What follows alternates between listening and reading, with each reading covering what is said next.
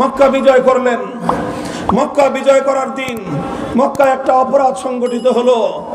সেই সময়ে মক্কায় একটা অপরাধ সংগঠিত হলো, চুরির ঘটনা ঘটলো এবং চোর সাব্যস্ত হয়ে গেল, ধরা পড়লো।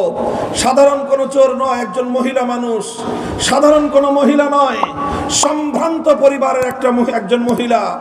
নাম হলো তার ফাতেমা। তার নাম, মখজুমিয়া, অর্থাৎ বনু মখজুম গোত্রের লোক।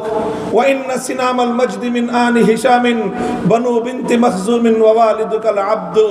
বনু মখজুম হলো আল্লাহর নবীর যে বাবা ছিলেন খাজা আব্দুল্লাহ, খাজা আবু তালেব, এই দুইজনের যে মামার বাড়ি, অর্থাৎ আমার নবীজির দাদির বাড়ি ছিল বনু মখজুম। এই পরিবার আমার নবীর যে দাদির গোষ্ঠী, মক্কার কুরাইশ বংশের মধ্যে সর্বোচ্চ সম্ভ্রান্ত সম্মানিত একটা পরিবার হলো বনু মখজুম পরিবার। যেই পরিবারের দিকে মানুষ চোখ তুলে তাকিয়ে কথা বলার সাহস পেত না, এত সম্ভ্রান্ত, এত মর্যাদাপূর্ণ একটা পরিবার।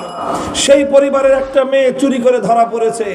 ফাফাজিয়া কওমুহা ইলা উসামা ইবনে যায়েদ।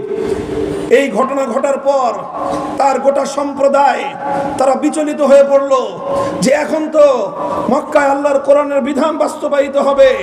কোরআনের বিধান হলো আস-সারিকু ওয়াস-সারিকাতু ফাকতাউ আইদিয়াহুমা।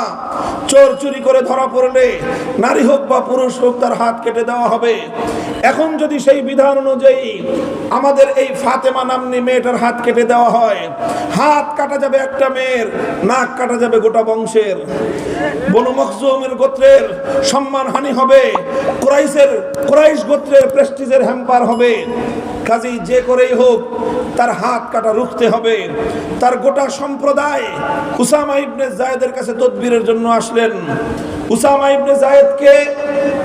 ইবনে যায়েদ হলেন সম্পর্কে আল্লাহর নবীর নাতি, নবীজির পালক পুত্র যায়েদ ইবনে হারেসার ছেলে, এবং তার উপাধি ছিল সাহাবায়ে কেরামের মধ্যে একমাত্র সাহাবী যার উপাধি ছিল হিব্বু রাসূলিল্লাহ সাল্লাল্লাহু আলাইহি ওয়াসাল্লাম।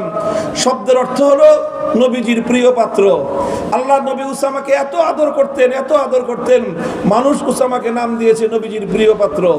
সেই উসামার কাছে তারা ছুটে আসলো, বলল যে তুমি এটা একটা ম্যানেজ করো, মেয়েটার জন্য কোনোভাবে হাতটা না কাটা যায়।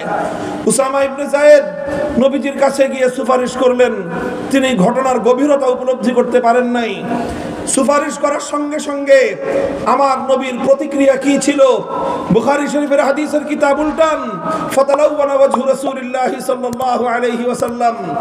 আমার নবীর চেহারার রং পরিবর্তন হয়ে গেল।